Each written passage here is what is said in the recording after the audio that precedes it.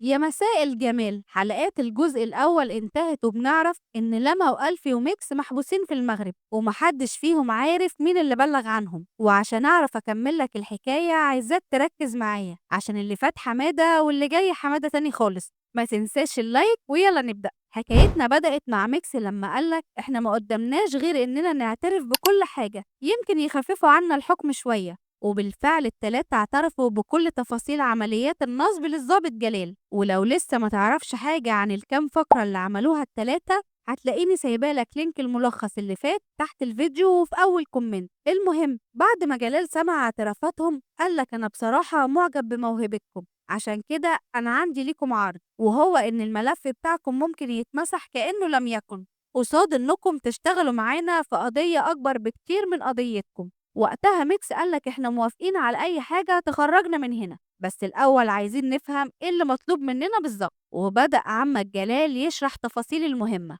قالك إيه؟ إن في واحد اسمه خالد السحارتي وده مليونير ورجل أعمال وبيشتغل في تهريب الأموال، وإن الراجل ده حول كمية كبيرة من الفلوس على شكل سبائك ذهب، والمطلوب من أصحابنا إنهم يعرفوا مكان الذهب ده وكمان يسرقوه، وكده يبقى عملوا خدمة كبيرة لمصر. وقتها التلاتة بدأوا يقسموا على صاحبنا، ولما قالت له هي مصر مش هتمسي علينا بحاجة من الدهب ده بعد ما نسرقه، ولا هترسى في الآخر على شهادة تقدير وصورة مع المحافظ واحنا عاملين كده. والسؤال هنا هم هاريين الضابط تريقة ليه؟ أقولك اللي قاعدين قدامك دول دماغهم شغالة ومتكلفة، وفي الفترة اللي قعدوها في المكان ده عرفوا إنه لا سجن ولا الراجل اللي قصادهم ده ضابط من أصله. إزاي؟ أولا إيه اللي يخلي ضابط مصري يحقق معاهم في المغرب؟ وتاني حاجة مادام هو عارف نصباية المقبرة اللي في مصر ما قبضش عليهم ليه هناك؟ وتالت حاجة إن البنت اللي كانت بتراقب لما وألفي في المطار هي نفس البنت اللي بتحط لهم الأكل في الحجز. ساعتها الضابط جلال، لا ضابط إيه بقى، نقول جلجل،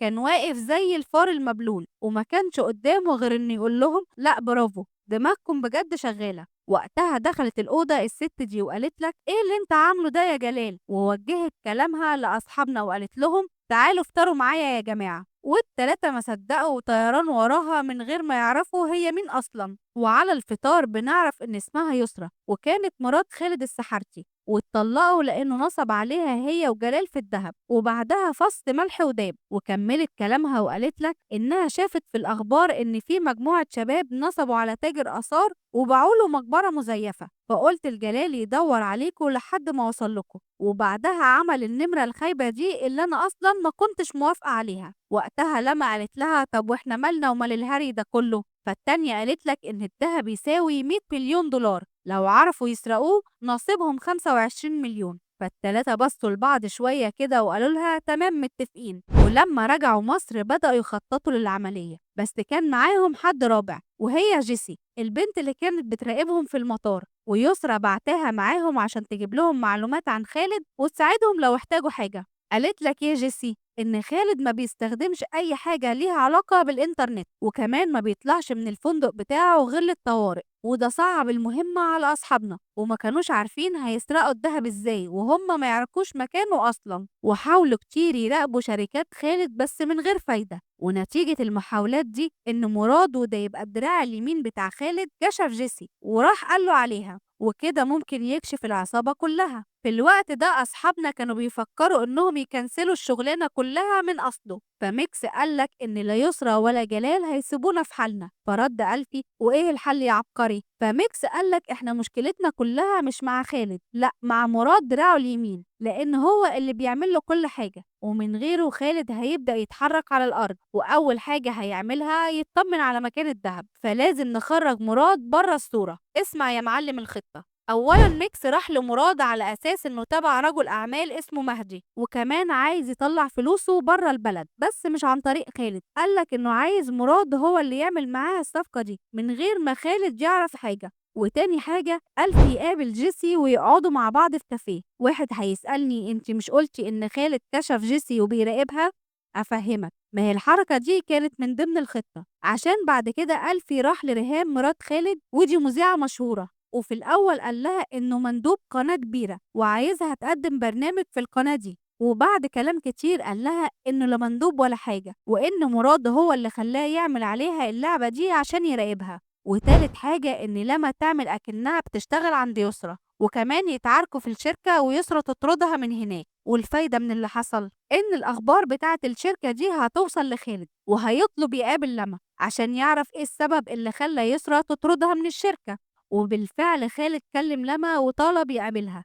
اسمع قالوا إيه، إن يسرا طلبت منها تعمل هاك للموبايل بتاعه والموبايل بتاع مراته، بس هو ما بيستخدمش موبايل فيه إنترنت، وكمان ما لقيتش حاجة مهمة في تليفون ريهام، فاتصرفت من دماغها وركبت تليفون مراد دراعه اليمين، ولقت حاجة غريبة، وهي إن مراد بيكلم يسرا تقريبا كل يوم. ولما يسرا عرفت إن اتصرفت من دماغي طردتني. وهنا عايزة أفهمك إن كل ده جزء من خطة ميكس عشان يوقع بين خالد ومراد. والخطة دي كملت لما ريهام قالت له إن في واحد جالها وقال لها إن مراد طلب منه يراقبها، ولما وريت له صورته طلع نفس الولد اللي كان قاعد مع جيسي في الكافيه، واللي هو ألفي. وكمان مهدي قال لخالد إن مراد عايز يلعب لعبة من وراه، وقال للمندوب بتاع شركته واللي هو ميكس إن مراد عايز يعمل الصفقة دي لوحده.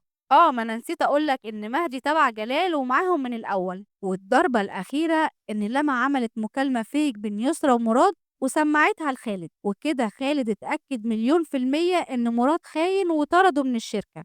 وبدأ خالد يتحرك ويطمن على الدهب، وطلع مخبيه فين يا معلم؟ في عربية من عربيات شركة نقل الأموال بتاعته، وبيخلي العربية تتحرك كل يوم في مكان مختلف. بمعنى أصح الدهب ملوش مكان ثابت، بس على مين؟ أصحابنا كانوا بيراقبوه وعرفوا مكان الدهب بالظبط، والمفروض إنهم يسرقوا الدهب وخلصت كده. لكن المشكلة إن لو خالد عرف إن التلاتة هم اللي سرقوا الدهب مش هيرحمهم، وده راجل ما بيهزرش. فعملوا إيه؟ راحوا ليسرا وجلجل وطلبوا منهم فلاشة فيها معلومات تحبس خالد عشان تبقى ضمان لو عرف يهددوا بيها. لكن الغريبة إنهم بعد ما أخدوا الفلاشة ما قالوش على ميعاد السرقة الحقيقي. وهنا عايزة أعرفك إن كل اللي حصل ده كان الفقرة الأولى من خطة ميكس، لأن بعد ما ألفي وميكس سرقوا الذهب راحوا لخالد وحكوا له على كل حاجة، فالتاني قال لهم والمطلوب. وقتها ألفي قال له إحنا عايزين منك أنت كمان فلاشة فيها حاجات نهدد بيها يسرا وجلال قصاد الذهب بتاعك، وكده يبقوا خلعوا من الاتنين من غير ما حد فيهم يتأذى. لكن اللي ما كانوش عاملين حسابه إن خالد عرف إنهم اللي سرقوا الذهب قبل ما يروحوا له، وخطف لما وجيسي، وكده مفاتيح اللعبة كلها في إيد خالد. وقال لألفي وميكس أنا هسيبكم تاخدوا لما وجيسي قصاد الذهب بتاعي، ولو عايزين الفلاشة تجيبولي الذهب بتاع يسرا. وهنا المفاجأة يا معلم، خالد ويسرا وجلال أصحاب من الأول، وفي يوم كانوا معزومين في عيد ميلاد شكري صاحبهم، واتفقوا إنهم يلعبوا لعبة، وهي إن كل واحد فيهم يشتري ذهب ب100 مليون دولار ويخبيه، واللي يوصل للذهب الأول هو الكسبان. والحكم ما بينهم كان شكري. يعني كلام يسرا اللي قالته لأصحابنا من الأول كان كله بلح. وبعد ما أصحابنا عرفوا الحكاية بدأوا يخططوا لسرقة دهب يسرا وجلال، لكن المشكلة إنهم ما يعرفوش فين مكان الدهب. وما تنساش يا معلم إن جيسي دلوقتي في صفهم، وكانت شغالة مع يسرا وجلال وعارفة كل حاجة عنهم، وقالت لك إن جلال مخبي الدهب تحت السرير في الفيلا بتاعته، وإن الفيلا لا عليها حراسة ولا أمن عشان ما يلفتش النظر، هي كاميرات مراقبة بس. وقتها لما قالت لهم لو على سيستم الكاميرات سهلة، بس المشكلة في جلال، لازم نتأكد إنه مش موجود في الفيلا وقت السرقة. وهنا عايزة أفكرك إن لا يسرا ولا جلال لسه يعرفوا إن دهب خالد اتسرق ورجع، وكمان ما يعرفوش حاجة عن الاتفاق اللي بينهم وبينه، وده اللي خلى الألفي وميكس يقولوا لجلال ويسرا إنهم هيسرقوا دهب خالد بالليل وعايزين يعرفوا مكان التسليم. وطبعا مكان التسليم هو بيت شكري الحكم. وكمان راحوا لخالد وقالوا لك إنهم هيسرقوا دهب جلال من الفيلا بتاعته ويسلموه عند شكري. والخطة مشيت زي الساعة، وميكس وألفي سرقوا الدهب من بيت جلال، وفي النهاية اتجمعوا كل اللعيبة في مكان واحد، وكل واحد منهم مفكر إن هو الكسبان. ووصل ألفي وميكس وقتها كالت فاجئ يسرا وجلجل وقال لهم إنه اتفق مع أصحابنا عشان يسرقوا الدهب من بيت جلال، وبالأمارة كان مخبيه تحت السرير، وكده هو الكسبان. وبعدين وجه كلامه لألفي وميكس وقال لهم فين الدهب؟ فالاتنين ردوا لا ما خلاص احنا أخدنا الدهب لنفسنا. فالتاني قال لك مش مشكلة حلال عليك أنا برضو الكسبان. والمفاجأة اللي ما تخطرش على بال حد لما ميكس قال له لا ما الدهب بتاعك كمان معانا، لأن يوم ما رجعنا لك الدهب حطينا فيه جهاز GPS وعرفنا انت رجعت وخبيته فين.